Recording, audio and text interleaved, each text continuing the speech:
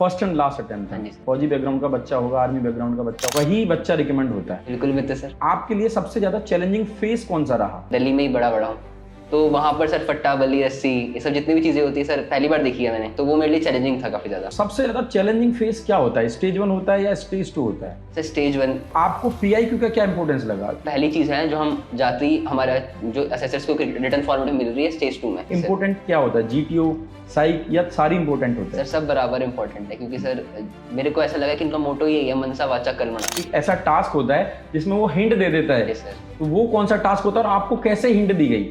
Sir command task होता है जहाँ पर हमें थोड़ा आइडिया लगता है कि जीटीओ ने हमें किस तरह से परसीव किया हमारे बेसिस ऑफ प्रायर टास्क। इतनी कम फीस में इतनी सारी चीज़ें, वो भी पीआर, पर्सनल रिलेशंस कैसे बनाना है और 1-to-1 इंटरेक्शन भी देना है, पर्सनल फीडबैक्स देना है, वो कहीं ना कहीं तो रहा होगा आपके दिमाग में भी कि whether I am going in the right direction और नॉट।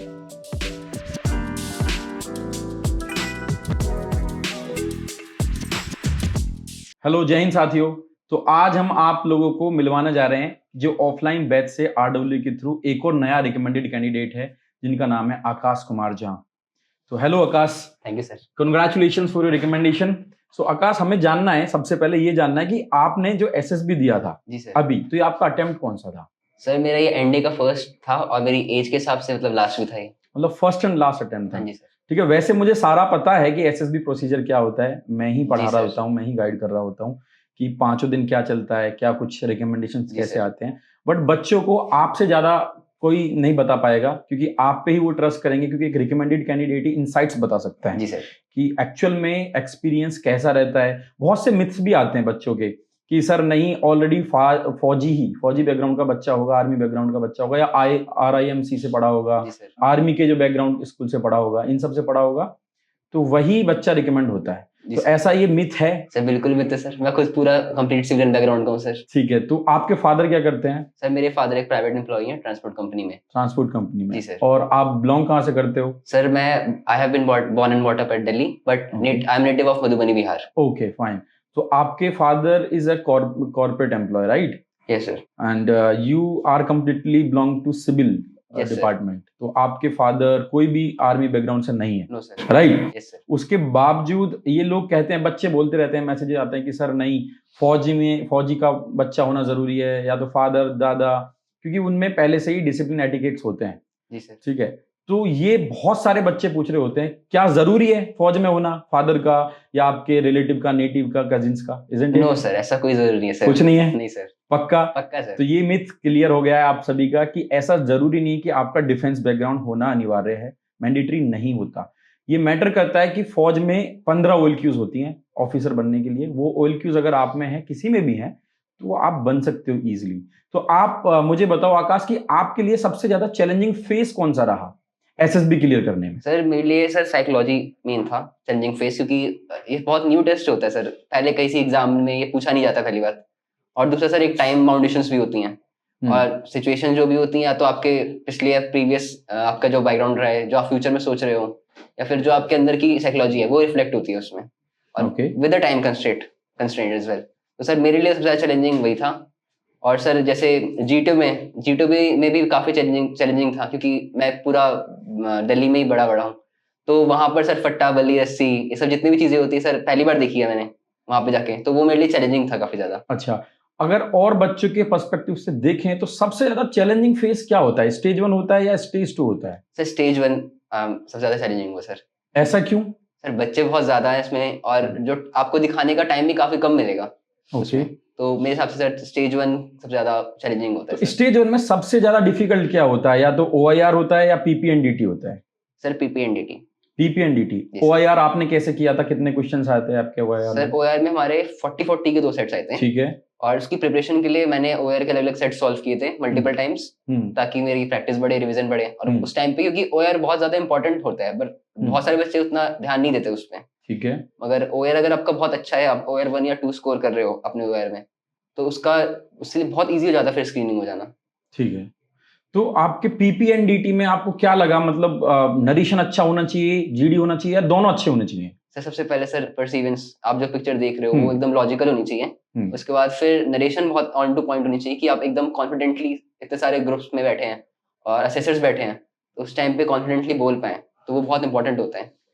और है। जीडी में आपका कंट्रीब्यूशन होना चाहिए, ये नहीं कि आप बस कुछ बोल रहे हो, बस बोलने के लिए बोल रहे हो, एक कंट्रीब्यूशन होना चाहिए जिससे पूरी कन्वर्सेशन एक कंक्लूसिव पॉइंट की तरफ बढ़े। तो आपने जीडी में कितनी बार पार्टिसिपेट किया सर था? मैंने एक ही बार किया था। ओके, स्टेज 1 के जीडी में एक बार पार्टिसिपेट किया था। तो कैंडिडेट्स ओआईआर इंपॉर्टेंट होता है, और जीडी में अगर एक बार पार्टिसिपेट आपने कर लिया, हालांकि 2 बार करना होता है, इन्होंने एक बार किया, लेकिन इनका नरेशन ज्यादा अच्छा रहा होगा, on the basis of that he got screened in. तो कितने बच्चे आए थे आपके स्टेज 1 में? सर 186 की रिपोर्टिंग थी और 60 were screen in. 60 got screened in. Yes sir. तो आपका सबसे पहले चेस नंबर कौन सा था जब आप स्टेज 1 के लिए? 136 सर। 136। Yes sir. और उसके बाद स्टेज 2 में कौन सा मिला? 52 सर। 52। जी सर। ठीक है, बहुत अच्छे। तो आपने ये कौन सी एंट्री के लिए गए थे? Sir NDA entry. एनडीए में कौन सी आपने चूज किया था? ये एएफएसबी के लिए गए थे या फिर आर्मी के लिए गए थे? सर एएफएसबी था मेरा, 4 एएफएसबी वाराणसी। 4 एएफएसबी वाराणसी गए थे आप? जी सर। ठीक है। तो आपने एक्चुअल में जो प्रिपरेशन की थी एनडीए की रिटर्न के बाद एसएसबी के लिए, कहाँ से सेल्फ प्रिपरेशन की थी या फिर सीधा इंस्टीट्यूट ही आए थे हमारे सर पास? मैं सीधा इंस्टीट्यूट आया था, मेरे कॉलेज के एग्जाम जस्ट ओवर हुए थे, तो मैं सीधा फिर इंस्टीट्यूट आया था, और अराउंड 1.5 मंथ बचा था मेरे एसएसबी के को। अच्छा, 1.5 महीने पहले ही आप आए थे? जी सर। और उसके बाद आपने माइंड मेकअप किया और यहाँ पे आपने 21 दिन का जी सर। कोर्स लिया, जी सर। और 21 दिन के बाद आप गए सीधा एसएसबी देने, जी sir. And you got recommended. जी सर। तो आपके लिए तो बिल्कुल इजी रहा है। Yes sir, easy sir. Last came and first got the selection. जी सर। बहुत अच्छा, बहुत अच्छा। इसके बाद जैसे आपने स्टेज 2 दिया, टेट वेट जी सर। एसआरटी एसडी साइक, जैसे आपने बताया बहुत जी इंपॉर्टेंट होता है। तो हालांकि खैर तीनों एसेसर साइकोलॉजिस्ट ही होते हैं डायरेक्टली। जी सर। तो आपको पीआईक्यू का क्या इंपॉर्टेंस लगा? क्योंकि बच्चे पूछ रहे होते हैं कि सर पीआईक्यू इतना इंपॉर्टेंट नहीं होता है, तो पीआईक्यू में ऐसा क्या इंपॉर्टेंट होता है? सर पीआई की सबसे पहली चीज है जो हम जाते ही हमारा जो एसेसर्स को रिटर्न फॉर्मेट में मिल रही है स्टेज 2 में, तो उससे एक रफ आइडिया तो लग ही जाता है एसेसर्स को, जहां तक मेरे को लग रहा है कि पहली चीज जा रही है, तो एक रफ आइडिया वो बना लेते हैं। तो उसमें बहुत अच्छे से रिफ्लेक्ट करना कि आपने क्या क्या किया अपनी लाइफ में, और वो एक बहुत इंपॉर्टेंट चीज हो जाती है, क्योंकि उसी से एसेसर्स को आइडिया लगता है कि आप किस तरह के बैकग्राउंड से आ रहे हो, वही। तो उनका माइंड मेकअप उसी हिसाब से होता है। और स्टेज में बच्चे स्क्रीन आउट क्यों होते हैं? सर सबसे पहला तो सर पिक्चर ओआर सर बहुत बच्चे उससे हल्के में लेते हैं, तो ओआर में उस टाइम पे क्या होता है, ओआर होते हैं आसान क्वेश्चन है उसमें, बट उस टाइम पे प्रेशर होता है, टाइम कंस्ट्रेंट्स होते हैं, जैसे कई बार टाइम जितना है उससे थोड़ा सा कम मिलता है, बच्चों को लगता है 20-25 मिनट मिलेंगे, मेरे जैसे मेरे में ही 15 मिनट्स मिले थे मैं सिर्फ करने को। तो उस टाइम में हो सकता है आपको दिमाग में, अगर आप ढंग से प्रैक्टिस करके नहीं गए हो तो क्वेश्चंस क्लिक ना हो जल्दी, तो एक बार अगर आपका पहली चीज ही बेकार चली गई तो फिर वो आगे तक आपके पूरी स्क्रीनिंग प्रोसेस में रह सकती है। और सर सेकंड चीज होता है पिक्चर को सही से ऑब्जर्व करना, क्योंकि आप जब स्क्रीनिंग में जाते हैं तो बहुत ज्यादा बच्चे आस पे होते हैं, तो एक प्रेशर आपके अंदर अपने आप हो जाता है कि एसएसबी जाना है, अंदर जाना है, तो हो सकता है आप ऑब्जर्वेशन आपका उतना अच्छा ना रह पाए पीपीटी में, तो उस वजह से बहुत सारे बच्चे प्री कंसीव्ड स्टोरीज बोलते हैं कि सीधा डाल दिए, जो पहले कोई रटी रटाई स्टोरी है वो डाल दी। और सर नरेशन में प्रेशर में बच्चे कुछ फंबल कर गए या फिर भूल गए, तो मतलब बच्चों को प्रेशर बिल्कुल नहीं लेना चाहिए। हाँ सर, मेन तो सर ही होता है, प्रेशर अपने ऊपर नहीं आना चाहिए। हाँ, बिल्कुल काम कंपोज होके बिंदास बोलना चाहिए। जी सर। जिससे कि आपको दिखाना चाहिए कि हाँ हम आए हैं यहाँ जीतने के लिए ना। जी सर। सबसे पहला चीज ये होगा, इसके बेसिस पे अपना कॉन्फिडेंस रखोगे तो स्क्रीनिंग इजीली हो जाता है। ठीक है। और ये स्टेज 2 में जब रिकमेंडेशन की तरफ जाते हैं बच्चे, 4 दिन परफॉर्म कर रहे होते हैं, तो इसमें सबसे इंपॉर्टेंट क्या होता है? जैसे आपने बताया कि आपके साइक में दिक्कत थी, लेकिन इंपॉर्टेंट क्या होता है? जीटीओ, साइक, या सारी इंपॉर्टेंट होते हैं? सर सब बराबर इंपॉर्टेंट है, क्योंकि सर मेरे को ऐसा लगा कि इनका मोटो यही है, मनसा वाचा कर्मणा, तो तीनों चीजें मैच होती हैं तभी एक ट्रू ऑफिसर जो होता है वो। अच्छा, जीटीओ में कैसे डिसाइड होता है कि आप जीटीओ ने रिकमेंड कर दिए? एक हिंट मिलती है, एक ऐसा टास्क होता है जिसमें वो हिंट दे देता है। सर। तो वो कौन सा टास्क होता है और आपको कैसे हिंट दी गई? सर कमांड टास्क होता है, जहां पर हमें थोड़ा आइडिया लगता है कि जीटीओ ने हमें किस तरह से परसीव किया हमारे बेसिस ऑफ प्रायर टास्क। तो कमांड टास्क में जो मेरे को टास्क मिला था वो रिट्रीविंग टास्क था, कि हमें अंदर जाना है, एक लोड था उसको हमें जाके वापस लेके आना है, और उसमें जीटीओ कंस्टेंटली आपको कुछ ना कुछ कंडीशंस इंप्लाई करेगा। जैसे मेरे में कलर कोडिंग एक बार चेंज कर दी थी, और एक बार बोला था कि आपकी रस्सी जो है वो यूज नहीं कर सकते अब आप, तो बिना रस्सी क्या हो आप। तो वो टाइम के साथ फिर वो बीच में टाइम बोलेगा कि आपका कितने टाइम बचा है बस, तो उससे एक हिंट लग जाता है कि आपको जीटीओ ने किस तरीके से देखा है, आपका चांस है कि जीटीओ आपको रिकमेंड कर देगा। ओके, वो हिंट होता है। जी सर। तो जैसे कि बताते हैं first impression is the last impression. जी सर। तो आपका जीटीओ में जैसे आपने बताए थे टास्क, तो जीडी में आपने ऐसा क्या किया था जो जिससे कि आप बता रहे थे कि जीटीओ आपको पलट पलट के देख रहा था? ऐसा आपने क्या किया था उसमें? सर मेरा जो ग्रुप था वो एक रिपीटर्स ग्रुप था, और उसमें पीआर भी आए हुए थे, तो जैसे ही जीडी स्टार्ट हुई तो सबने अपने अपने पॉइंट्स रखने स्टार्ट किए, और थोड़ा सा फिश मार्केट टाइप का बन गया था। तो मैंने स्टार्टिंग में कुछ देर तक नहीं बोला, सबको बोलने दिया, और जैसे ही लगा कि अब इनकी एनर्जी थोड़ी लो हो गई है, तब मैंने रिपोर्ट्स के मेंशन किए, तो रिपोर्ट्स के मेंशन होते सबका अटेंशन अपने आप एक ऑटोमेटिकली आ जाता है पूरे ग्रुप का, क्योंकि एक अलग पॉइंट होता है वो। तो ऐसे फिर G2 ने भी फिर पूरा पलट के देखा कि यार एकदम से नया पॉइंट किसने बोला है। तो और वही था, फिर जब जैसे ही मैंने बोलना स्टार्ट किया रिपोर्ट्स का, तो बच्चे चुप हो गए, फिर आसपास के वो भी सुनने लग गए। तो उससे GTO का नोटिस आया था सर। तो मतलब फिश मार्केट का पार्ट बिल्कुल नहीं बनना है, राइट? Yes sir. कि बच्चे सबसे ज्यादा आप लोग फिश मार्केट का पार्ट बनते हो, जिससे कि आपका रिकमेंडेशन और स्क्रीनिंग भी रुक जाता है। जी सर। तो फिश मार्केट का पार्ट तो बनना ही नहीं है। जी सर।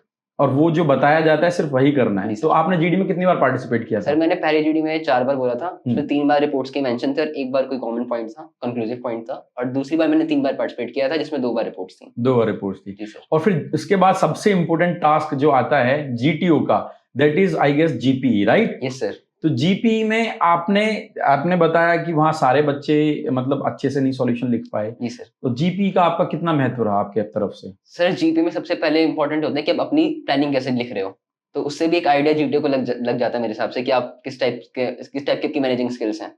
तो सबसे पहले तो अपनी खुद की जो GP आपने लिखी है वो ऑन टू पॉइंट के हिसाब से होनी चाहिए और एकदम मैच होनी चाहिए जो आपको टास्क मिले हैं। और नरेशन में इंस्टेड ऑफ कि आप अपना ही कुछ बोल रहे हो, उससे अच्छा जो ग्रुप जिस तरह से लीड कर रहा है ग्रुप, तो ग्रुप को एक उसी तरह से लीड करो, इंस्टेड कि अपने पॉइंट्स आप जबरदस्ती देने में लगे हुआ। अगर आपसे कोई चीज मैच नहीं भी हो रही है तब भी ग्रुप एज अ ग्रुप आप पार्टिसिपेट करो आराम से। तो ये आपका जीटीओ का सिनेरियो जी सर। रहा। तो इससे ज्यादा इंपॉर्टेंट तो जीटीओ में कुछ बचा नहीं। पीजीटी एचजीटी आपने परफॉर्म किए ही थे, जी सर। सारे आइडियाज दिए। जी सर। एफजीटी सारी चीजें आपकी, जी कमांड सर। टास्क हुआ, लेक्चरेट हुआ। जी सर। तो लेक्चरेट में आपका 3 मिनट होता है जी लेक्चरेट। सर। तो लेक्चरेट में बहुत से बच्चे घबरा जाते हैं। तो ऐसा लेक्चरेट में क्या करना चाहिए बच्चों को जिससे उनका लेक्चरेट क्लियर हो जाए? सर लेक्चरेट में सर सबसे पहले तो जब आप एंटी प्रिपरेशन कर रहे हो तो आपको थोड़ा अवेयरनेस रहना चाहिए कि आसपास क्या चल रहा है। अपने आप को अगर आप अप टू डेट रखोगे तो लेक्चर का कोई टॉपिक ऐसा आपको नहीं लगेगा कि आपको बिल्कुल ही नहीं आता। और लेक्चर पे पहली बार 4 टॉपिक्स मिलते हैं, तो अगर आपको कोई टॉपिक नहीं भी आ रहा है स्टार्टिंग के 1-2, तो आप उसमें कुछ इजी टॉपिक्स भी होते हैं, तो इजी टॉपिक्स भी आप बोल सकते हो, बट आप अच्छे से बोल दो, कॉन्फिडेंटली बोल दो। तो मेन चीज उसमें कॉन्फिडेंस होती है और आपकी फ्लुएंसी होती है कि आप इतने सारे लोग के सामने बैठ के एक अच्छी वॉइस में, अगर आप एक अच्छी तरीके से ऑर्गेनाइजिंग तरीके से अपना पूरा लेक्चर प्रेजेंट कर रहे हो, तो सबसे इंपॉर्टेंट उसमें वही होता है सर। जैसा आपने बताया फ्लुएंसी, तो इसका मतलब इंग्लिश का बहुत ज्यादा रोल प्ले होता है एसएसबी में। Yes sir. तो सच में इंग्लिश इंपोर्टेंट है या फिर हिंदी से भी काम चल सकता है? सर इंग्लिश मेरे हिसाब से इंपॉर्टेंट है, क्योंकि ये लैंग्वेज हर जगह यूज ही हो रही है, ऑफिशियली भी यूज होती है हर जगह। तो एक तरह से दिखाते हैं कि अगर आप आर्म फोर्सेस ज्वाइन करने के लिए सीरियस हो तो आपने उसके लिए मेहनत करी है। तो English is important sir. So only English is important, Hindi is not required? Sir Hindi में बोल सकते हैं, बट इंग्लिश अगर आप बोल पा रहे हो तो बहुत अच्छी बात है। तो आपको लगता है अगर आप हिंदी में बोलते तो आपका रिकमेंडेशन हो जाता? सर मैंने एक ही बार दिया इसलिए तो सर मैं कुछ बोल नहीं सकता इस बारे में। As per my experience Hindi से नहीं बनती बात, इंग्लिश चाहिए, वो भी फ्लुएंसी के साथ। फ्लुएंट इंग्लिश होनी चाहिए आपकी, तभी आपकी बात बनती है। जी सर। तो आपने देखो कि आप फर्स्ट अटेम्प्ट देने गए एनडीए के बाद, जी सर। और आपका फर्स्ट एंड लास्ट अटेम्प्ट था। जी सर। और आप सीधा गए, सीधा एकदम शेर की तरह दहाड़े स्टेज 1 क्लियर किया और स्टेज 2 क्लियर किया, रिकमेंडेशन लिया। उसके बाद सीधा आपने प्लस साइन मिला। हालांकि एयरफोर्स में प्लस साइन नहीं मिलता, आपको एक आईडी कार्ड मिलता है, लेकिन आपने अब इंडियन मिलिट्री एकेडमी चूज किया है, right? Yes sir. Defence forces में आर्मी चूज किया है। Yes sir. तो आपको क्या लगता है, आप आर्मी में कौन सी कोर ज्वाइन करना चाहोगे? Sir infantry sir. आप इन्फेंट्री में फ्रंट लाइन पे लड़ना चाहते हो? सर। ऐसा क्यों? ये कहाँ से मोटिवेशन मिला आपको? सर मैंने सर यहाँ जब मैं TSSB में गया था पहली बार, तो सबसे पहला मोटिवेशन तो वहीं से था। और फिर सर मैं ऑलरेडी एक टेक्निकल चीज में ही हूँ, मैं बीटेक ही कर रहा हूँ। तो अगर मैं डिफेंस फोर्सेस में जाना चाहूंगा तो मैं एक एज अ फ्रंट लाइनर जाना चाहूंगा, ताकि मैं और चीजें, नई चीजें एक्सपीरियंस कर पाऊँ आर्म फोर्सेस में। तो सर इसलिए सर। तो उसके लिए तो इंजीनियरिंग कॉर्प्स होती है, सिग्नल्स होता है। अगर आप बीटेक कर रहे हो तो आपको उसमें जाना चाहिए। सर बीटेक नहीं करनी, सर बीटेक तो नहीं करनी सर, डिफेंस फोर्सेस में आ गए तो बीटेक नहीं करनी, वो सर। करा देंगे आपको वहां से बीटेक। मगर सर मैं स्टिल इन्फेंट्री ज्वाइन करूंगा as a front liner sir. आपको इन्फेंट्री ही ज्वाइन करनी यस है। Sir. That's great, that's great.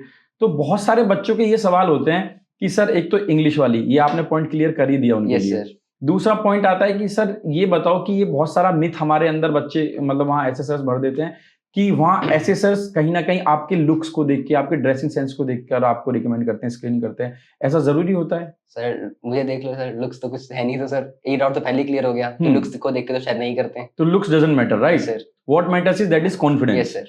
Confidence होना चाहिए, स्किल्स होनी चाहिए, फ्लुएंसी होनी चाहिए। Yes sir. और हाइट भी मैटर नहीं करती नो क्योंकि सर। हाँ, ये सब मैटर नहीं करता। जी सर।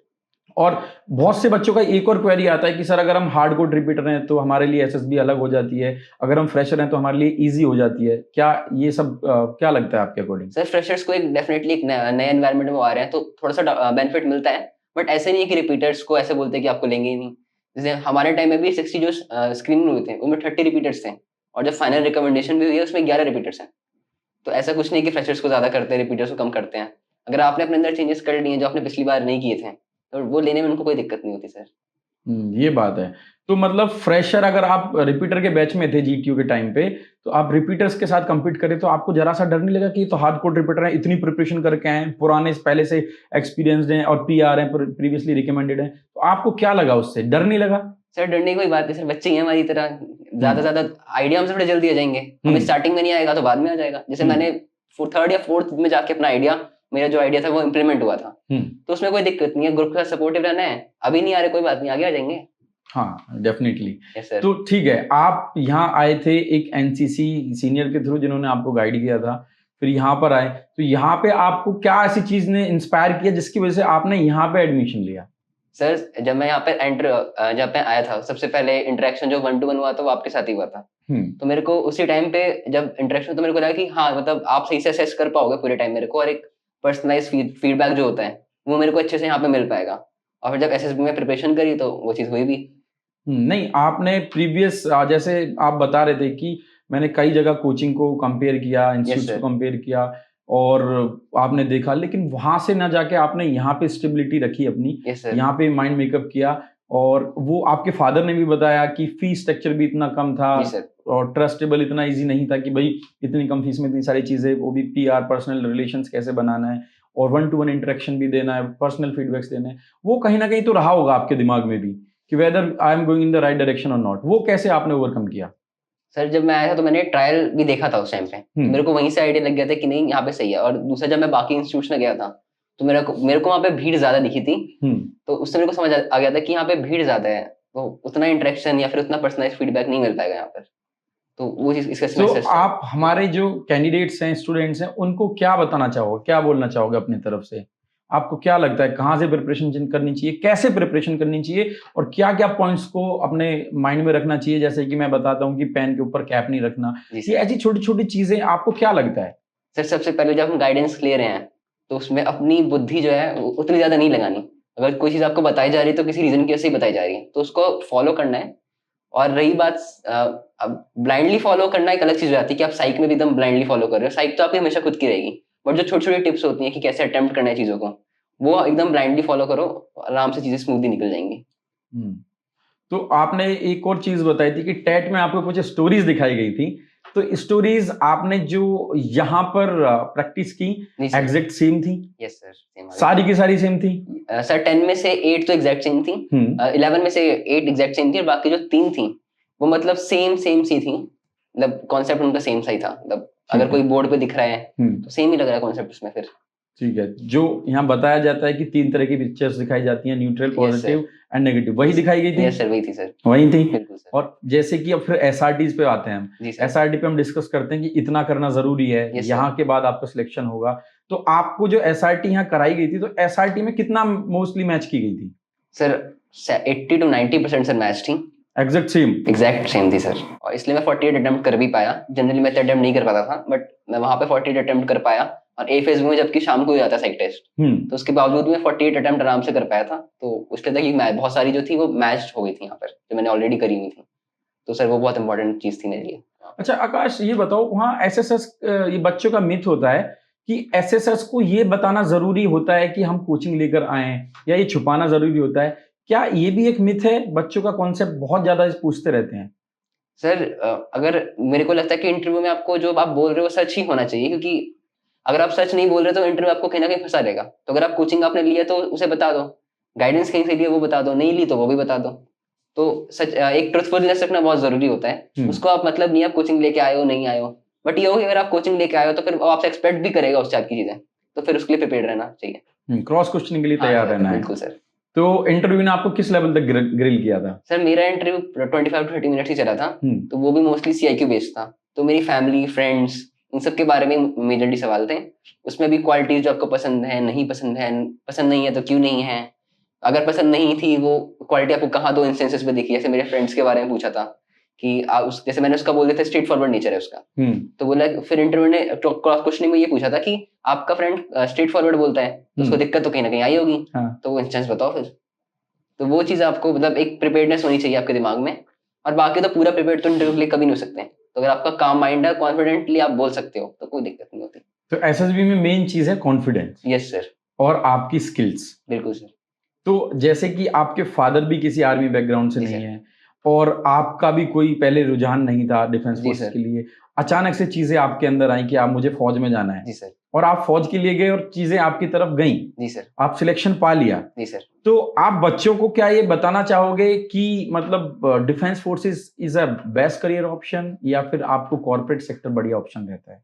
सर बेस्ट तो इंडिविजुअल पे डिपेंड करता है कि उसको क्या अच्छा लग रहा है, बट डिफेंस में जो आपको लाइफस्टाइल मिलेगा, जो आप जिस तरह के एनवायरनमेंट में रहोगे, आपका फ्यूचर जिस तरह से होगा, जैसे मेरे को एडवेंचर करना पसंद है, तो पहले हो सकता है मेरा डिफेंस बैकग्राउंड ना रहा हो, बट मैं स्कूल के टाइम से मैं एक्स्ट्रा करिकुलर एक्टिविटीज में पार्टिसिपेट करता आया हूँ, डिबेट, स्टम्पर्स, मेरा बास्केटबॉल, वॉलीबॉल, इन सब स्पोर्ट्स में मैं लगातार पार्टिसिपेट करता आया हूँ, तो एक एडवेंचरस बैकग्राउंड, एक एडवेंचरस फीलिंग तो हमेशा मेरे अंदर थी। तो वो डिफेंस, अगर आप वो चीज आपके अंदर भी है तो defence is the best sir. ठीक है Akash, all the best once again for becoming a grade gazetted officer. Thank you sir. ठीक है, all the best. Thank you Akash. Thank you sir.